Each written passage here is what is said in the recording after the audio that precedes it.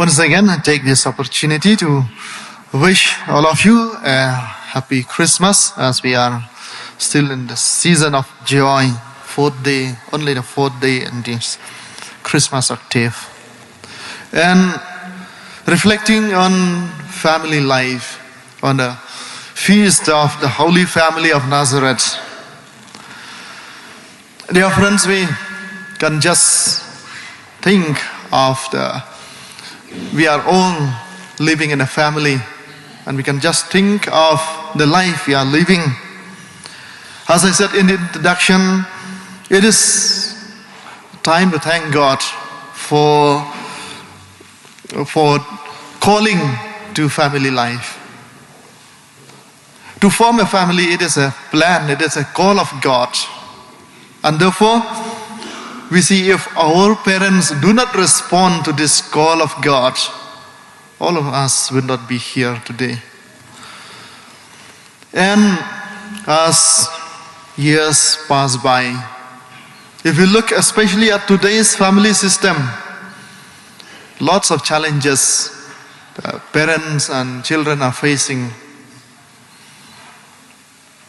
For many of you who are having your children, husband and wife, you know what are the challenges that you are facing every day in your family life.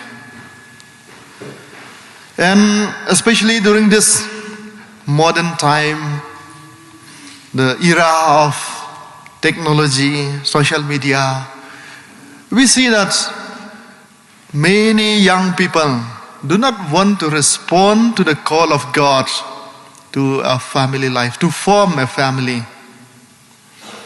And many of them also, yes, though they are united husband and wife, and we see they go on living as a husband and wife with no children. So, a family without children, yes, we cannot question God for few who could not really bear children. But for many of those, it is a challenge. It could be that to have children, to live a family with children, it could be a challenge, we don't know. But we know family life is a call of God. And if God calls us, He reminds us. We read in the book of Genesis, in the first chapter itself, how God calls to form a family. Be fruitful and multiply. So that is the call of God, and the people of God responds to that. And we continue to see these days, parents are also finding difficult to raise their children in the right path.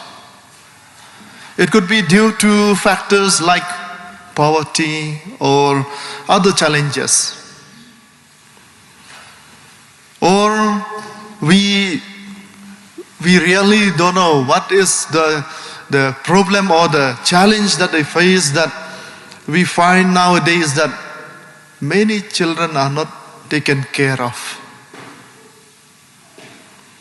If we who are working in a children's home, we know how the children came to the children's home, to the orphanages, with lots of challenges, with lots of difficult background.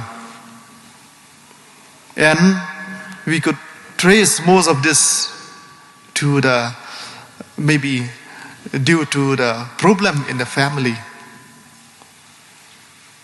Or some other family or parents maybe over-pampered the children also. And they grew up and then they became a problem to the parents first of all, and to the society as well. There are these challenges. And if we look at today's society, even the children also, they fail to respect, to honor the parents. And if we see in today's society, even in our society, we could see that there are homes for the old age. Why? Of course, in other societies, they have some other problems.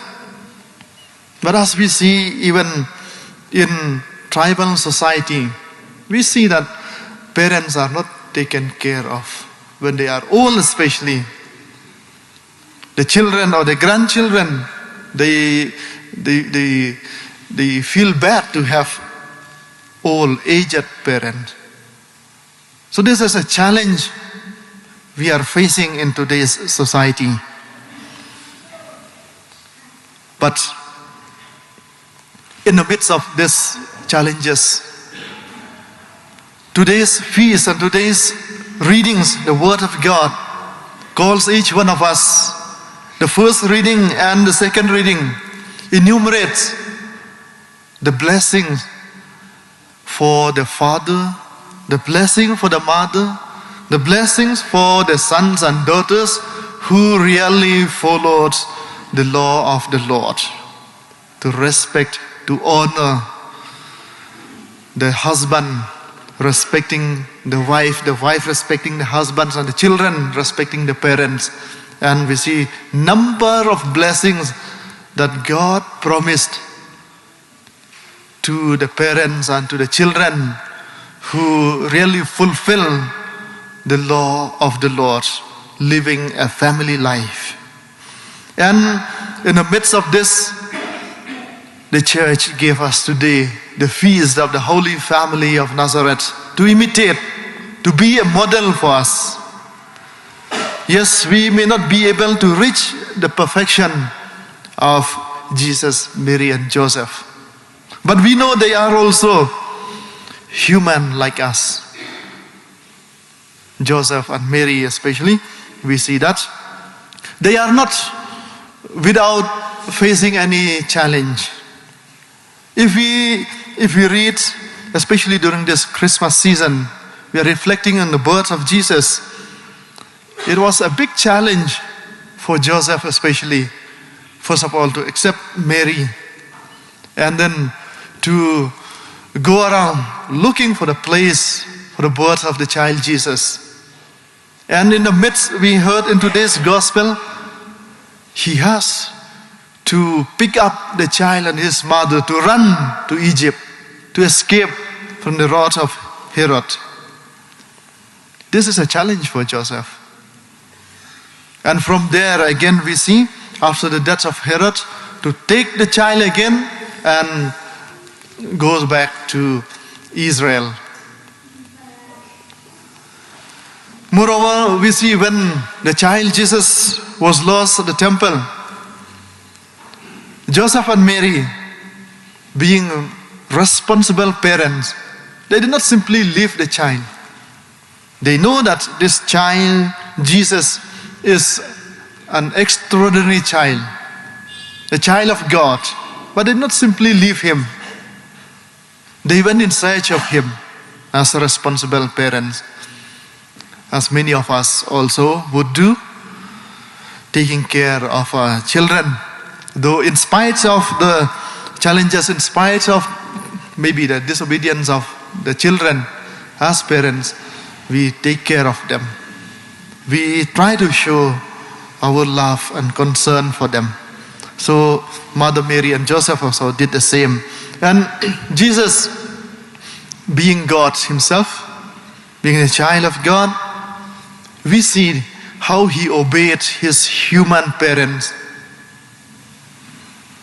Though he said that, "Why are you looking for me? Did you not know that I am supposed to be in my Father's house?" But he obeyed his human parents, and then he did not remain in the temple there. He went down with them to Jerusalem, and the scripture told us that he grew up in wisdom and stature in front of God and men. So therefore, Jesus, Mary, and Joseph, the Holy Family of Nazareth, has a lot of lesson to teach us today. And therefore, dear friends, as we reflect on today's feast, let us make it a point to draw, to renew our family life. Father, mother, and children, let us renew our commitment to one another. Let us respect and honor one another. Yes, we know that we are human family. Yet, Jesus, Mary, and Joseph has an example to show us. Yes, we have lots of challenges. Yet, St. Paul in the second reading reminds us that we have to put on the clothes of forgiveness. We have to put on love, respect. So if we have this character, then we are closer to perfection in family life. And we have heard the saying, a family that prays together stays together. So it all begins with prayer. If we have to remain faithful to our commitment as a family, we have to really be bonded by prayer, family prayer. And the church document calls us to build a family into a small church. Family is a small church. So that means we have to have Jesus. We need to have Jesus in each and every one of our family. So therefore, dear friends, let us recommit ourselves as God has called each one of us to live in a family, to be parents, to be children. Let us commit ourselves to this call. And surely the blessing that is listed, we will receive this blessing. Let us pray for this grace.